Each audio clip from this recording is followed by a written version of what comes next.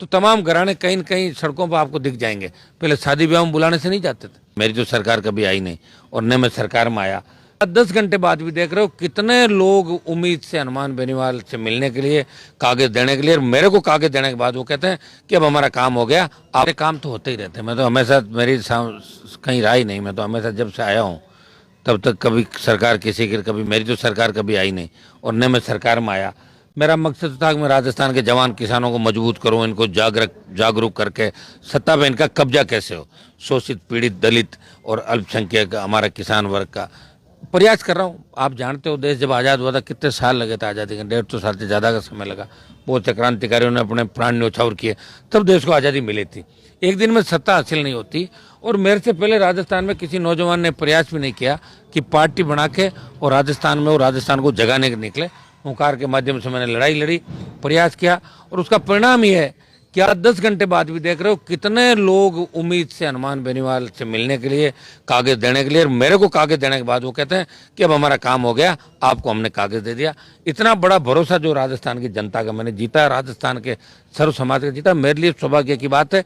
6 बार राजस्थान नागौर की जनता ने मुझे अल्प समय में 4 बार एमएलए, 2 बार एमपी, छोटे भाई को पिताजी विधायक बने, तो 16 चुनाव हमने लड़े और 9-10 चुनाव हम जीत गए नागौर के अंदर।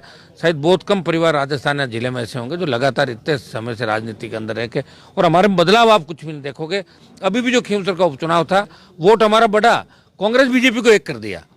तमाम जो प्रदेश में घराने थे जो किसान राजनीति के नाम से किसान को बेच रहे थे, समय समय पे इनको किसानों को पढ़ने नहीं दिया, जागरूक नहीं किया, संघर्ष नहीं करने दिया, इनको न कोई रोजगार के साधन मोल, तो तमाम घराने कहीं न कहीं सड़कों पर आपको दिख जाएंगे। पहले शादी ब्याह में बुलाने से नहीं जाते थे, पहले मिलते नहीं थे, आज देखो गली गली घूम रहे हैं। तो हनुमान बेनीवाल के संघर्ष का परिणाम है कि नौजवानों को एक मैंने दिशा दी और एक लक्ष्य दिया कि हमें सत्ता प्राप्ति किस हिसाब से, सेवा के माध्यम से हमें सत्ता प्राप्ति करनी है।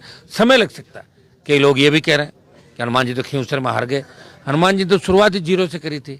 मेरे सामने कांग्रेस बीजेपी कितने बड़े हिमालय की तरह दोनों खड़े थे। उनको खींवसर का आप रिजल्ट देखोगे, 3 बार बीजेपी की जमानत जब्त मेरे सामने हुई और 5 बार कांग्रेस की हो चुकी है। अब फिर चुनाव होते रहेंगे, जीतते रहेंगे। मैं एमपी हूँ, लड़ता रहूंगा। लोग कह रहे हैं आपके एमएलए नहीं है। मेरे 3 एमएलए थे, खूब लड़ाई उन्होंने लड़ी। मैं पिछली बार था, मोदी की सत्ता को ठोकर मार के किसानों के लिए जब हरियाणा, यूपी, दिल्ली, पंजाब में लोगों ने सादत नहीं दी, मैंने मेरा पूरा जो राजनीतिक कैरियर है वो किसान कौम के लिए समर्पित करके मोदी की सत्ता को ठोकर मारी। अब की बार इंडिया अलायंस के साथ आया, 11 के साथ गया और आगे फिर मैं लड़ता रहूंगा। और निश्चित लेकिन आम आदमी, गरीब आदमी की चलेगी। और नागौर में किसी भी प्रशासनिक अधिकारी को यहाँ मतलब जनता पे, किसान पे, दलित पे, शोषित पे अत्याचार नहीं करने देंगे, चाहे वो कितने बड़े नेता की वर्दी